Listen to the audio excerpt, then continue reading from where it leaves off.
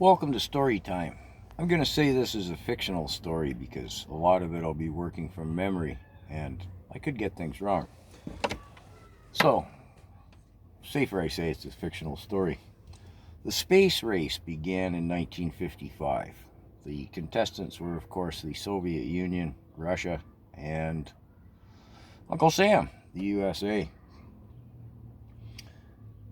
November 3rd, 1957, Russia got the first win. They orbited the Earth. They sent up a small wee doggy named N.A.S.A. There's some old black and white grainy footage of a little terrified canine cosmonaut sitting there, terrified in the capsule. Downplayed was the fact N.A.S.A. didn't make it back. Left up there with no oxygen. Not sure how long or how many orbits of the Earth, whatever. Another big win in August of 1960 for the Russians. They sent 2 dogs up and a bunch of plants. The dogs were Belka and Strelka. And the 2 dogs and the plants returned alive and well. Now, NASA wasn't sitting on their laurels. After all, they had a big budget. Hey, the sky wasn't the limit. NASA had rounded up, now I'm working from memory, so we'll say it's fiction, had rounded up 3,000 chimpanzees.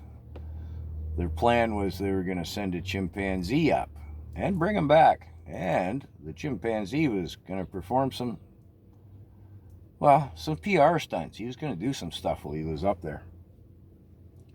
So anyways, the 3,000 chimpanzees, there was one who was just outstanding. I thought his name was Thor, but I just Google checked the dates. His name was Ham. And in 1961, Ham went up, did his thing, and NASA lists him as the first hominid in space and the first to successfully survive the landing. That much is true. Well, let's look at Ham's story.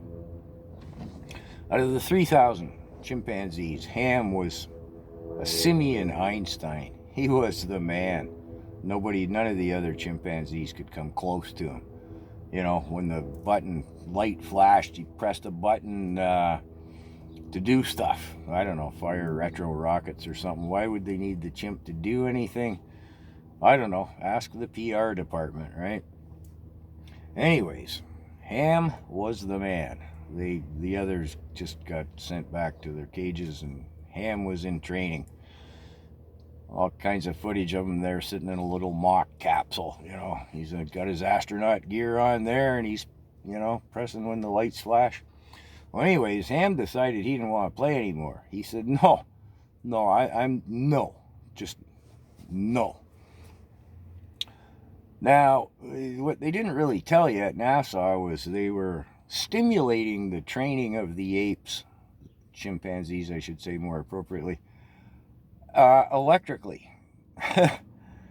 But Ham had dug his heels in. He didn't care. He tough little nut. They could zap him away, and he wasn't going to play. So they put Ham in a box for 2 days. Like, he couldn't move. They just put him in this little box for 2 days. Pulled him out, rubbed him down with some Rub A535, got him limbered up again, and said, "You want to go back to the buttons?" Ham said, yeah, I guess so. Okay. For a while. And then Ham dug his heels in again and said, no, not going to play. They put him back in the box for 2 weeks. Well, they went back to check the scorecards of the other 2,999 chimpanzees, but time was running out. They needed Ham, so Ham came out of the box 2 weeks later. Maybe he needed some chiropractic and some physical therapy as well as some A535 rub there. But anyways, they got Ham limbered back up, and after 2 weeks in the box, he was game again. And so the launch went off on schedule. Ham did his thing. I don't know if he went around the Earth 2-3 times or 2 or 3 days. I kind of forget. The mission was looking successful until the re-entry. Things went awry on the re-entry. Ham, despite pressing all his buttons, doing all his little PR chimpanzee things there, lights flash and he's pressing the buttons, he's getting zapped every time. N.A.S.A is aware of it, but they can't correct the situation. So all the way down through the re-entry, Ham's getting zapped, despite the fact he's doing everything. I mean, he's anticipating the buttons, eh? How long have they been training him now? The incandescent bulb isn't even fully glowing. He's pressing the button. He's still getting zapped. Ham was pretty upset by this, right? So they got the camera in the capsule of Ham, and he managed to tear his way out of his N.A.S.A chimp-proof restraints and tear his way out of the N.A.S.A chimp-proof capsule door.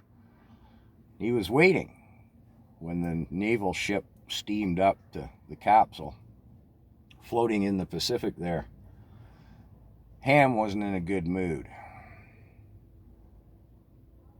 So Ham had successfully survived the landing. However, 6 naval dudes emptied their, into him. And if you look, you can, the footage still exists. It's not been scrubbed. There's a camera shot of all the naval guys kind of standing there, peering down into the depths, looking a little green. I guess the now lead-weighted Ham was, well, you couldn't really call it a burial. At sea, there were no honors, but he was headed to Davy's locker. And you can see the capsule door hanging there, where poor Ham had met his demise. So that's the story of Ham, the N.A.S.A chimp. The PR department didn't really mention the part about, the capsule returning from space and what happened to Ham. But despite a more than the sky's the limit budget, N.A.S.A didn't think it was cost effective to return the other 2,999 chimpanzees back to the wild. A few of them went to some zoos and stuff, I suppose. But maybe it's a good thing. If Ham was that smart and he'd have been left out in the wilderness there, maybe Planet of the Apes wouldn't be just fiction. Anyways, salute, Ham. You stood your ground. My simian cousin, you will be remembered, if by nobody else but me and who's ever watched this story time.